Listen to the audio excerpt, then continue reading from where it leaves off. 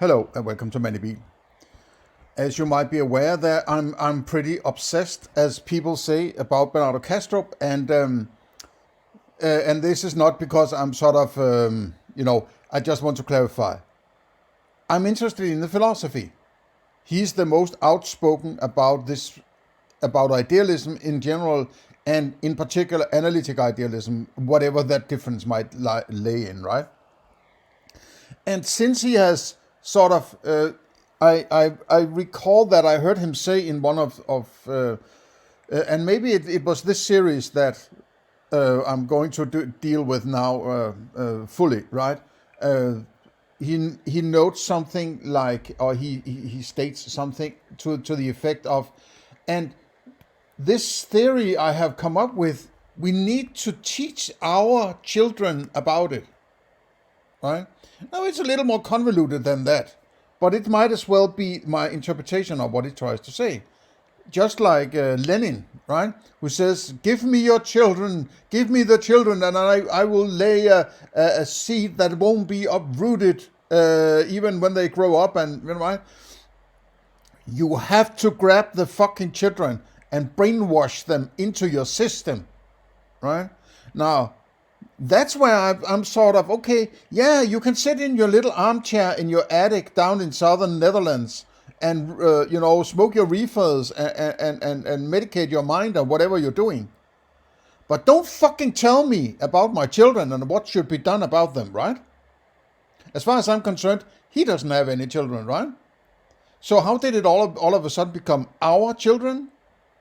No, it's this collective mindset. I am the mind that has to think out the system by which every person has to live, sort of something like that, right? That's when I get fucking pissed, right? Don't tell me how to live, and don't tell me how my children should be treated, right? That's why I'm pretty concerned about Bernardo Kastrup and his crusade called Essentia Foundation, right? Sorry about the dinging. I'm obsessed, not in some kind of, it has a connotation. So he's crazy. He has just found, so he doesn't like it because it's so good philosophy. He's just trying to ditch it, something like that. No, I'm scrutinizing. I'm trying to tell people its shortcomings, right? There's this guy, non-conceptuality. I don't remember. I actually think he has a YouTube channel I commented on recently, where he sort of to be honest, non-conceptuality you come across as a little weird, right? I'm not saying your arguments are necessarily weird, but I get a weirdo kind of response in me when I listen to you and look at you and how you present your things, right? So I'm not going to take you very seriously, to be honest, right? If you have good arguments, let me hear them, right?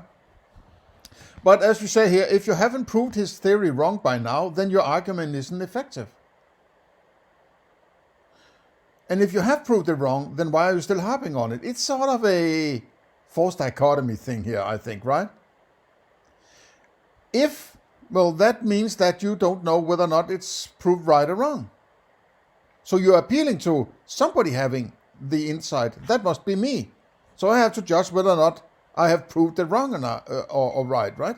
Another thing is, why do you call it a theory? Because that's what you do when you're doing science, right? Theories are confined to physics and science. Okay, but yeah, to the service of my, sorry about the dinging. To my listeners, as a service, I've put my philosophy, the diagram I made recently in a video up here, so you can follow when I talk about something. You can sort of relate to the diagrams here to understand what I mean. That might help you understand my criticism of other philosophers, right? I think it's important to understand or to get over the hurdle of the idea that philosophy has some kind of self-existence where there is some objective kind of philosophy that you can tap into in order to qualify or disqualify other philosophy. You can't, because all philosophy is somebody's thinking or somebody's presentation of their thinking, right? So when you criticize other philosophies or other philosophers, you have to do it from your own standpoint, because that's the only thing you actually have, right? Because other philosophy, what is that? That is a qualia. That is ink on a piece of paper, or a sound that you cognize or abstract certain things from, right? So you could create an abstraction here called some philosopher, right? Based on some cognition and some qualia, right? But that cannot be a philosophy, because that's an abstraction called philosophy. External philosophy, maybe you could say, right? You could come up with your own label. So that cannot be a criticism. That cannot be used as a criticism on some other external, right? You have to compare it to your own philosophy. And I think that if you this is sort of something that gets lost with a guy like Socrates, right? Because to him, epistemology was the most important aspect here, and I would possibly agree with Socrates. Now, it's just a fabulation of what Socrates might actually have thought, which is sort of also sort of kind of based on Plato, right? Obviously, sorry about all the noise. So, where was I? That he was basically saying, think for yourself. Which is another way of saying, if you want to have a life and be critical and get to the core of things, you have to do it yourself, right? You can't sit there and listen to somebody else telling you what to do and how to do it, because they're basically just a qualia on your screen, so to say, right? You can't listen to your qualia in order to qualify your qualia. You have to do it yourself, so to say, right? And you could say, what is a self then? Well, I don't know. But there seems to be something going on, right? So, and this is also where somebody like Bernardo Kastrup goes out on the rails and say, okay, because there's something that is you, pure subjectivity, there's something beyond your ontology. And that's why what is beyond your ontology, it's a kind of noumena. You are a noumena. Looking at the phenomena, and because you are a noumena, you have some insight into noumena. This is sort of a sneaky backdoor into mind at large or whatever, right? Okay, so my point is that I comment down here, say something like, yes, I'm obsessed. If you don't care for my videos, why are you here? Sort of pushing back, using the same kind of dichotomy, right? And if you want to stay around, start addressing the arguments in the question rather than trying to attack me, presumably in the hope of me going away, right? So it's I don't know about this guy, non-conceptual. I'm a little sort of, I don't know, right? So let's just leave it there. I understand there's some core argument maybe in there somewhere that why do you keep pounding on this, right? Because, as I say, it's way easier. This is the old Mark Twain thing, right? It's much easier to fool people than it is to convince them that they have been fooled, right? It's all the burden of proof is usually lying with the one making the statements, but they're making statements with maybe without proof in which you can't prove philosophy, right? So in order to figure out whether or not it all actually hangs together, you have to do a lot of deconstruction and criticism and scrutiny and so on, right? While the one presenting the shit can just sit there, if it's not very rigid, and that's why I like rigidity, right? That you can easily spot the flaws. No. Somebody like Bernardo Kastrup is creating a linguistic, philosophical smokescreen where you sort of very easily lose overview of what he's talking about, and then his sort of linguistic abilities become sort of a cushioning feel of he may be right, right? I don't know, but what I'm trying to say is also with an analogy I made the other day, which I actually find is pretty good. I'm convinced nobody fucking landed on the moon back in the 1960s and the early 70s, right? When you look at the evidence, it's ridiculous, right? And it is also contradictory in the storytelling and what you're actually seeing on photographs and movies and claims and statements, and it's fucked up, right? In my opinion, reason and evidence, as guys like Bernardo Kastrup is pointing to, should immediately or very quickly, when you scrutinize the moon, so-called moon landing of the Apollo program, right, it should be discarded as a big, fucking, fake story, right? But the point is that you just have to show 30 minutes of black and white, noisy, confused television to convince people, and show a rocket flying in the sky, right? And then the television, and then some grainy, weird shit on a television screen for 30 minutes, and people are convinced that there are men on the moon, right? But in order to, and it's because nobody has been on the moon, so there's a new story. There's a new story, right? Man on the moon. So there's a new shelf, there's a new abstraction shelf in your ontology that all of a sudden is filled out with pictures from the television screen. And that shelf is now ingrained. That shelf, when somebody else comes and says, hang on, mate. Hang on. There's something, problem here, problem there. And that story connected with that abstraction on that shelf is really hard to get rid of when people have become invested in the story. It will take you possibly forever to convince somebody that there might not be somebody landing on the moon, right?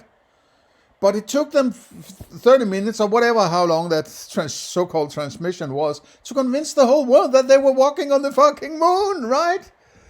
Because they're invested in the story, and there's a new story with a new shelf in your, your abstraction library, right? And that story fits the narrative you want, and you want that narrative to feel good about yourself and the story, the collective illusions of whatever, right? And then somebody comes later and say, I'm not sure about the evidence and the reasoning here. And then they say, conspiracy, I have a story in my abstraction library. I like it and I don't want it challenged, right? It's easier to fool people than convince them that they have been fooled, right? If I want to convince people that they have been fooled, I need to do the scrutiny, right? I need to do the scrutiny of scrutinizing Bernardo Kastrup. Okay, so let's get back to what I'm actually attempting to do here, right? I've been doing some comment on these monistic idealism videos recently, and there is so much that is worth commenting on. Then I actually thought I'll try to do the whole 2 videos, and it's about 8 hours of Bernardo Kastrup talking, right? In this one, part 1, and another part 2, right? So I might not do all of it. If there's something that is sort of a timestamp that's sort of, okay, I don't care about that, right? Let me jump to the next one. Then, sure. And those points that I have already commented on, I might skip them in order not to repeat myself. Unless, of course, there's some additional stuff I want to mention, and that might be the case. But there might be 20 new videos in this, right? And I really like to talk about philosophy because I find it absolutely underrated and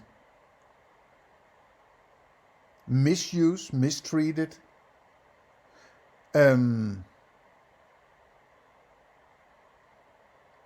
misunderstood, hated, and it's like It's the weirdo in the corner that nobody wants to talk to, right? Who's trying to convince everybody else, well, this is what you need to do in order to, everything that goes on has to be it if there's something that is labeled as bad or unwanted or something that doesn't work or something that is dysfunctional, it is based on a lack of philosophy, or at least bad philosophy, right? If you can't solve things with philosophy, nothing can be solved, right?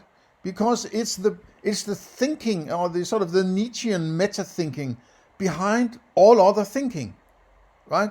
It's the manual to your car. It's the description of how your television works, right?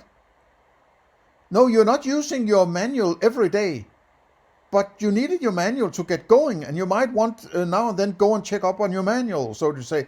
The manual is a meta representation or understanding of the thing you're using or the thing you're doing, right? So in this sense, it's of the utmost importance that it comes across to as many people as possible that philosophy is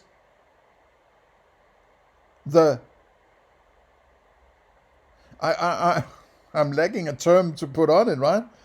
I don't want it to go into some kind of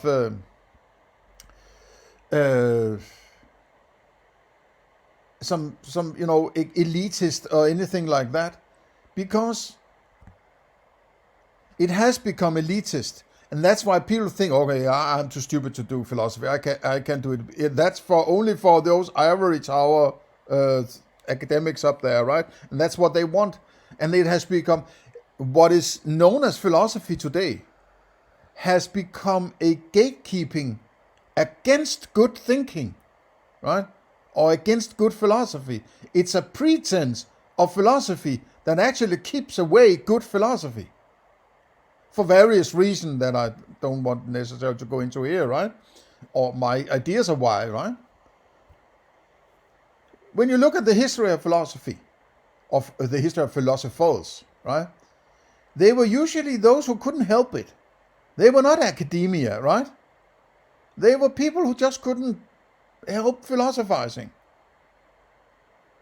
And they came up with their own philosophy and presented it to everybody else, right? It's only in the last 150 years the idea of philosophy has to be academia.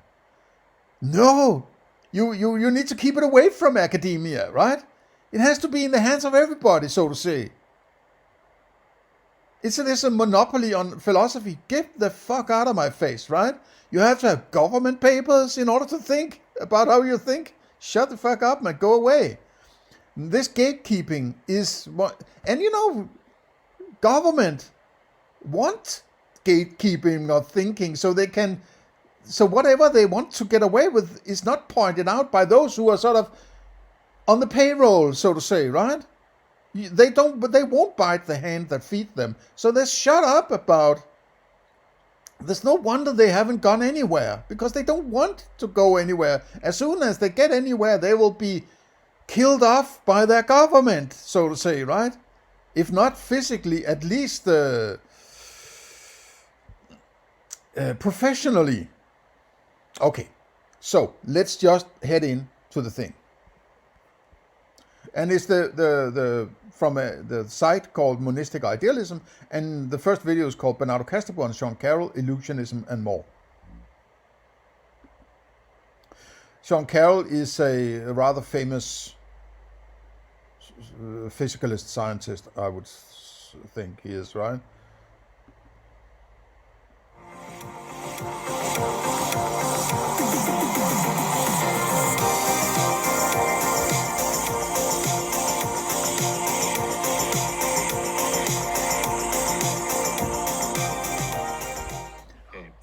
Hi everyone. That was a kind of annoying 80s kind of new wave pop, synth pop thing, right? Okay, never mind. Welcome back to the Monistic Idealism channel. I'm here with my friend Kyle Friesen, and we're very honored to have Bernardo Kastrup back on the channel for an interview. Welcome, Bernardo. Honored. It's like the priest has descended to our level. We are his minions, his little congregation. The priest has arrived. All bow down to the mind daddy, the son of the mind daddy, right? Thanks for having me. Pleasure to be here as usual. Awesome. Excellent. So, quickly for those, if you don't know who Bernardo is, he is, just very quick, he has got to be the leading contemporary idealist around. So if you're interested... But he is, okay, so it's a kind of being, right? So he's a part of some ontology. This is one of those questions I struggle to answer, right? And it's probably because there isn't an answer. Why do you need to, well, this guy has this education, this guy has been in this company, this guy, why is that important? Isn't it a sort of, what do you call that? Sweetening the well, right? You're telling it's an appeal to authority or something like that. Give me the arguments. It doesn't matter who you are. If you find somebody on the street who's good in arguing, give me those arguments. I want the arguments. I don't want to hear about somebody, hey, I was working in a hot-on glider, or I've been working this and that, I have this PhD, and I have these papers, and I've written this book, and so on. That's not an argument. Well, it isn't an argument, right? It's an implicit appeal to authority, if anything. If I was to describe if somebody asked, if you have you ever been in a situation, right? If you have a little philosophical streak, at least some to some extent of what I'm having, right? And you sort of it goes around the room, and whatever you should tell something about yourself. Well, what would you actually say that was you? What would that be? I'm the one wearing this shirt, right? I'm the one having this beard.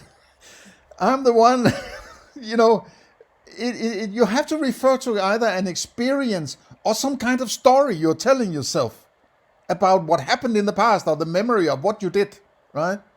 Or some evidence like a book, or, but is that you? Right?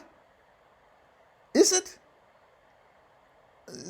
What is the I? You can't get to it. You can't describe it, right? Maybe that's why there's this idea of the self is an illusion.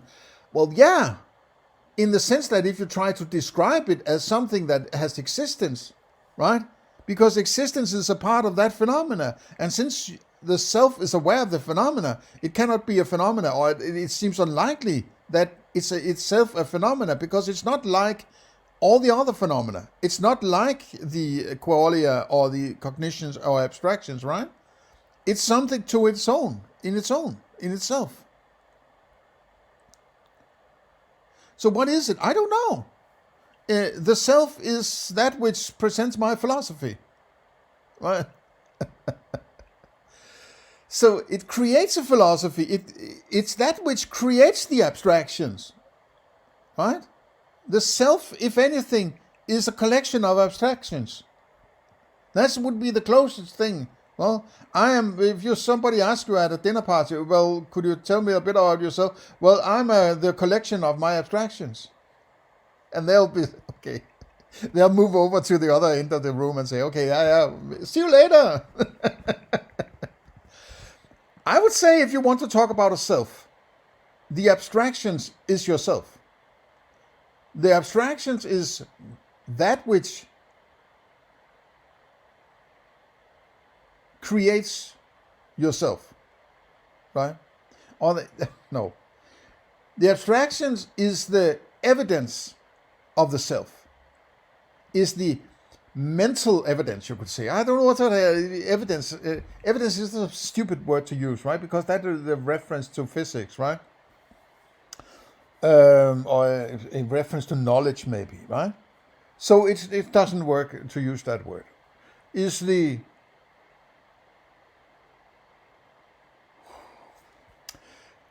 I hope you understand what I'm trying to say. So I don't want to put words on it, because the vocabulary I have is insufficient to express what I'm trying to say, right? But it's again this, when you listen to people talking and discussing, try also to look between the lines, right? What is implied by how they phrase themselves, right? They're living with stories about who they are. Otherwise, you wouldn't care about this guy who's sitting at the other end of the world, who has possibly, whatever, been somewhere else in the past and have maybe written some books or whatever in the past, whatever, right? This is a kind of storytelling that might indicate that what their approach to this whole thing is, they want to justify an already settled agenda, story about how things work. So by appealing to, well, this guy is, let me explain who he is, right? As they don't even allow himself to tell who he is, right? They are telling the story they believe about what this thing called Bernardo is. It's just between the lines, right? It's Interested in idealism and philosophy of mind, please check him out. So anyway, we can just jump right into the first question. So the first question... It's interesting, the idea of philosophy of mind. Don't you need mind in order to do philosophy? Aren't you using your mind to philosophize? So how can you philosophize about mind if you need mind in order to philosophize? So you need to settle what it means to philosophize on having mind before you can have philosophy of mind. And it is, okay, I'm not saying you don't necessarily can do something called philosophy of mind. I would say, maybe I would say that you can't do that because mind is not a part of an ontology. It's an artificial label. So you can have a philosophy about an artificial label. What I presented up there, there's no mind in there, right? And it's an unnecessary label in order to get my philosophy across, right? So I'm not coming up with labels that I don't need just because other people use particular labels, right? So it's so screwed academic philosophy, or so-called maybe I should just call it academia, right? It's completely screwed. It's all sorts of people who need to do something in order to, justify their academic endeavor. So they come up with all sorts of weird shit just to make sure that they create enough papers and so on. Those who are paying them, the government or wherever the money comes from. There are, of course, private universities and so on, right? As private as they may be. The government is always lurking just around the corner, right? So if they're not directly government financed, there's some indirect connection to government somewhere, right? At least they are rubbing their shoulders with other academics who are government funded, right? So they come always up all sorts of mental abstraction and mental circle jerk, and flooding the market for philosophy with all sorts of shit that doesn't make any sense, right? It's not coherent. Another way of classifying philosophers is it a complete philosopher, in the sense that, are you doing everything? If you're just knocking yourself out with physics, for instance, what about epistemology, ethics, and external world, and ontology in general, and so on? It's this thing, if you are trying to build a car, but all you do is creating a motor, you will never really get to the understanding whether or not this motor will function in a car. You have to build the whole thing in order to get the whole thing, and validate each little part. They have to attribute whatever they need in the bigger picture. So somebody knocking themselves out with only ontology will never get to an idea of whether it actually works. And maybe that's the whole point. They want to stay there and have that little pet subject, right? Question I have for you, Bernardo, is the question of why valid? Some thinkers have thought that as long as we have the how, we do not need to ask why something happens. Well, you can ask whatever you want. It doesn't matter whether or not it's a question or not. What entails things being a question?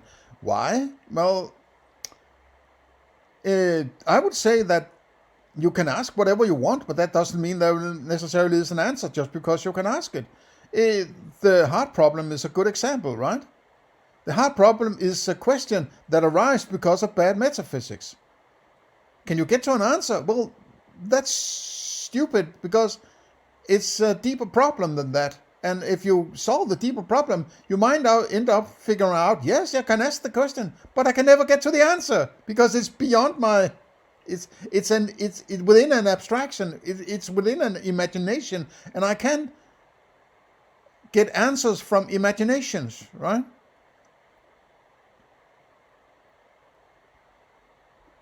And isn't a why isn't the same as a how? It's like the child asking mommy, why does the sun go up? Well, it's because Earth moves, and so it's more like a how, right? How do they work, and that's why it happens, right? It's a sort of a semi-scientific approach to understanding what is a why. What is the content of the idea of why? It's an appeal to a story that, in my opinion, it's an appeal to a story that is imbued with meaning. It's a linguistic sophist appeal to meaning, right? Why is more interesting than how, right? It's like if I can get a how that is imbued with meaning, I also have a why. So by asking why, you are implying a meaning in your question. So it's sort of halfway sophist, right? In my opinion, there is no why. There is no explanation. There is no higher meaning of anything. As much as I might want it to be the case, I can't see it anywhere. I can only try to fuck with my own mind until I'm convinced that there must be meaning. That doesn't mean there is meaning, right?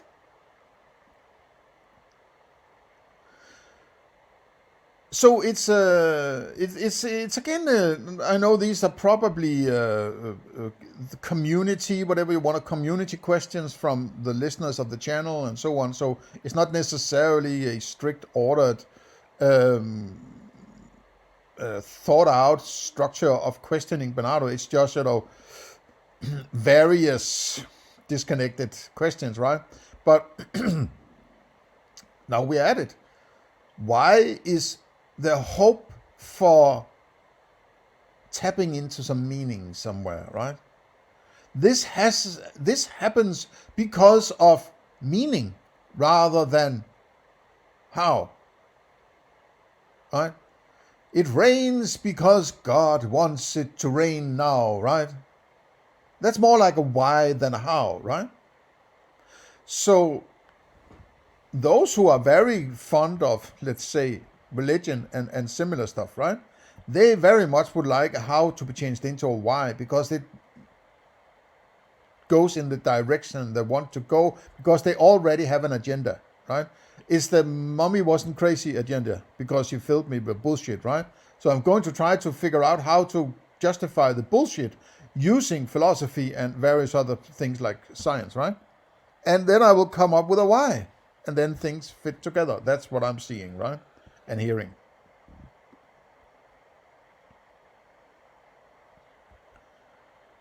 I think it is a valid question. Certainly, That's not a convincing argument. I think that it is a valid question. How do you validate questions? How do you do that? What's the story, right? What's the philosophy? What is the thinking behind whether or not a question is valid? How do we identify a question? I would like to know. Maybe give me your thinking. I'm just saying, I think it is. It's not an argument. It's not philosophy. It's more like, I want it to be. That's what it sounds like to me. I have categorized this for an undisclosed reasons that is okay. And it's, right? It is a valid question. In the human world, we are The human world, what is that? How does that fit into your ontology? Your mind only or your consciousness only ontology. What is a human world? What is that? It's another abstraction of yours. creatures driven by meaning, by reasons, by motivations. It's definitely a Which another way of saying all the bullshit mommy gave me, right? To control me. All she forced into me in order to make sure that I didn't rock the boat or whatever, right? That I fit into culture and so on and so on and so on. That's what is entailed in this lingo, right? Let me hear it again.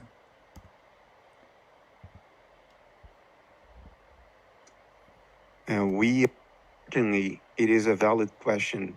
In the human world, we are creatures driven by meaning, by reason. Again, there's the we, right? I promised that I wouldn't mention it, but I can't help it, right? There's again the we. It's a collectivist. It's collectivism, this. It's a we thing. He's thinking for everybody.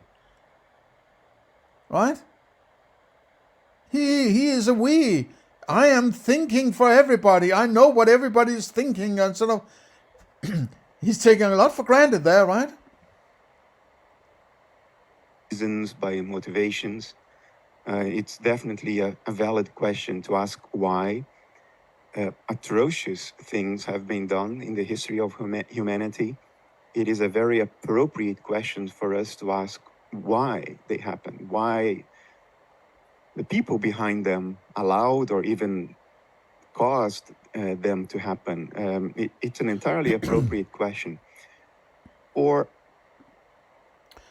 so would that be some kind of nudge in the direction of government?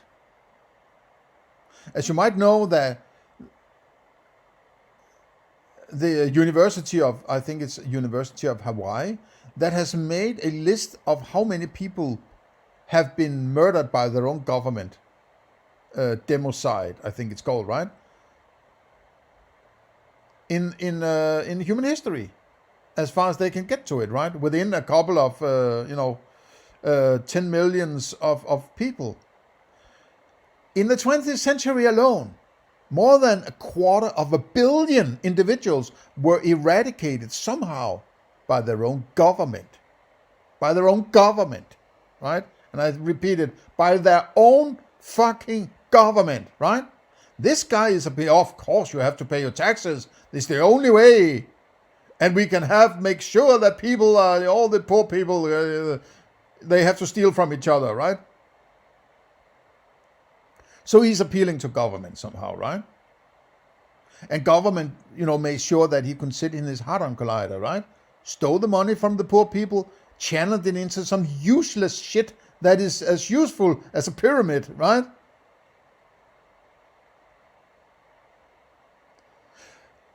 But government was responsible for 250 million people dying for no reason at all, right? Other than they weren't the right thinking ones, right? Maybe there's something to look at there, right? Grab your own tits.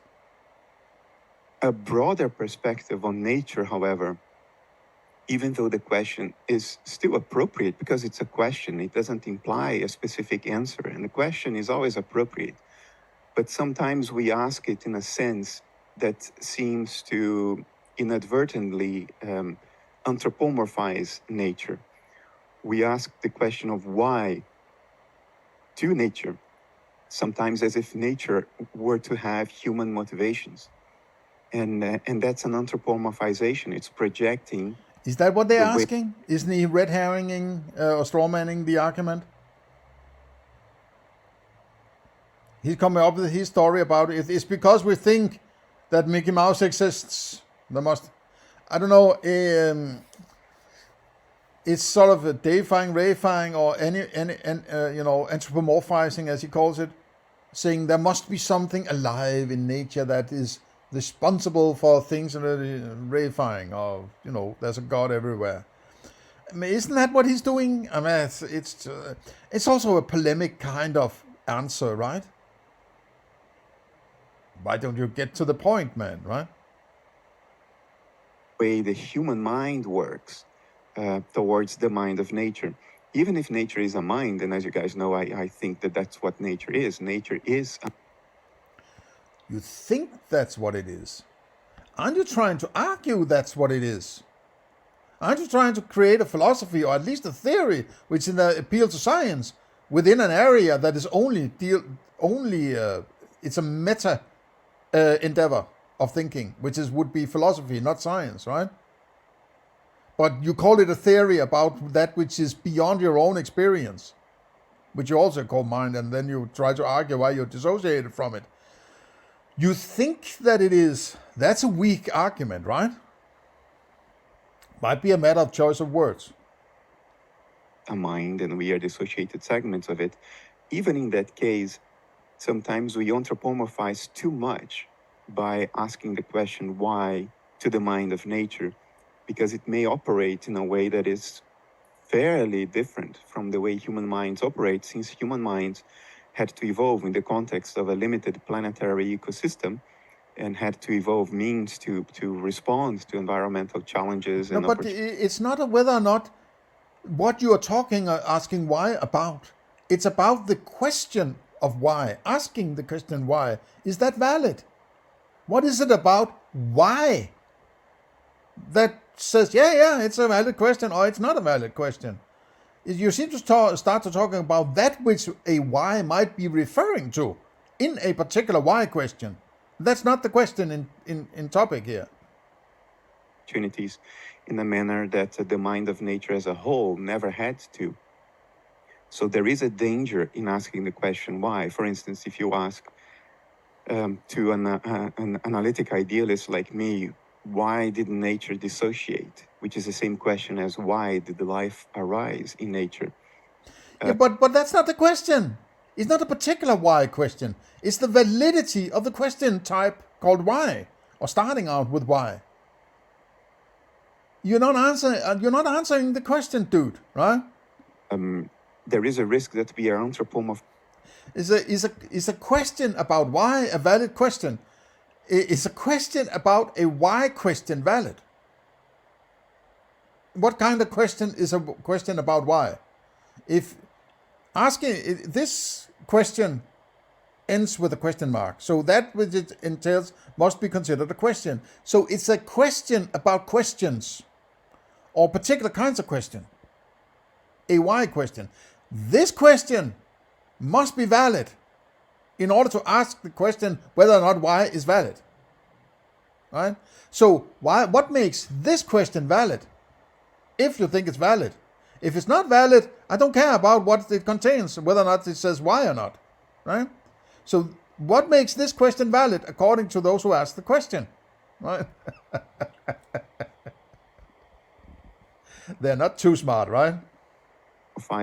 Too much. And this is not about the why question. It is, please tell us, mind daddy, son of the mind daddy, that it's okay for me to ask the question why, because I need it so badly. Yes.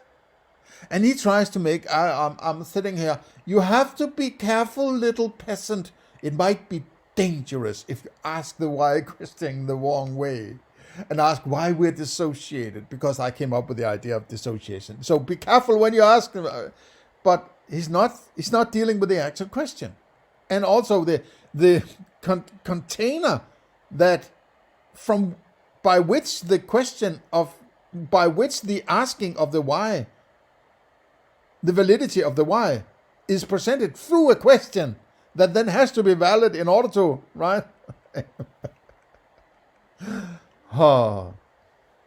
Much. Nature doesn't necessarily have a premeditating, deliberate, plan-making mind like humans have. So life may have arisen not for any human type of reason, like a step in a structured plan to achieving a defined goal that has been anticipated. It may not operate like that. It may be a very spontaneous mind. Okay, here's how I would... All this garbage bullshit, the vocabulary he's throwing at us, right? The word salad is out of nowhere. He's just riffing. He's trying to answer a question without actually answering. He should become a politician, because that's where they excel in answering questions without answering them, right? He should ask the interviewees, what do you mean by why? What do you mean by valid? And what do you mean by question, right? Please clarify. And if you say, no, I don't need to clarify that, well, then I don't need to clarify the question then, right? So it's this, like, well, somebody asking questions can, demand you answer it, but you can't ask questions about the question, right? You can ask for definitions of the term used, right? If you're talking, what is metaphysics? Well, why are you talking about it? You're the one brought in the term metaphysics. Please explain, right? You can't just come up with a term or a question and say, give me a fucking answer, right? And if you can't answer it, you're stupid, right? No, you're the one bringing in the terms by asking questions. Then clarify what you're talking about, right? And instinctive in some sense, or perhaps not. When I say spontaneous and instinctive, I don't mean by it that it's not intelligent. What I mean by it is that it's not necessarily metacognitive like we are, and therefore not capable of making elaborate plans and anticipating outcomes. So there is a risk, but the question is valid. That's an excellent question. And before Kyle answers his question, I'll just quickly say it almost reminds me of what some surrealist artists will say, because they will make a painting, but if you ask like Salvador Dali, well, why? Or what does this mean? He just says, I just made it. It just happens just sort of automatically, organically. I just made it. He wouldn't really be able to tell you why he did it. Maybe he would say, maybe there is a why, but I don't know. Maybe there is, maybe there isn't. I don't know. So even to the human mind itself, if you go deep into the lower, most fundamental levels of the human mind, it too operates in ways that are difficult for us to identify reasons in. It doesn't mean that it doesn't have reasons. It doesn't mean that it doesn't have a why, but that why may be so distinct, so But what is the limitation of reasoning? Well, the critique of pure reason. How far can you take reasoning? What is the area on which you can apply reasoning? Well, reasoning is a particular kind of argumentative structure, isn't it? I would say, if you, push me on the spot here, right? I would say that reasoning has to do with physics. Reasoning is the argumentative structure of physics. If I have this rock and I drop it, it will go to the floor. That's my reasoning, right? But if I say epistemology, can I reason about epistemology? Not really, right? I can't say, because the rock falls, therefore I can know the rock. That's different, right? So I would possibly at this point say that unless you're doing physics or dealing with physics and maybe doing science, whatever, you have to use axioms or argue for definitions that might be based on axioms for the rest of it. Something like that. Reasoning is purely within physics, right? And that's also one of these, that this clarification of what you are actually allowed to do where seems to float into the ether when you're dealing with somebody like Bernardo Kastrup, right? He's all over the place. He does what he likes whenever he needs it, or criticize it in other cases when he thinks he doesn't need it, or he doesn't need it and therefore can get rid of it, and thereby criticize others who might use it in that particular avenue of thinking, right? So it's very handheld kind of philosophy, in my opinion. He's doing is it seems like to me that he's just throwing words at me, right? There might be some good thinking somewhere down there, in there, right? But it's camouflaged with a lot of words, so that I'm sort of uncomfortable about where this is trying to take me, right? Is he trying to drag me somewhere I don't want to go, but luring me maybe some combination of sophistry and gaslighting and whatever, right? I'm not so keen on that. Commensurable with the conceptual armor and dictionary of human beings, that it's impossible for us to cognize it.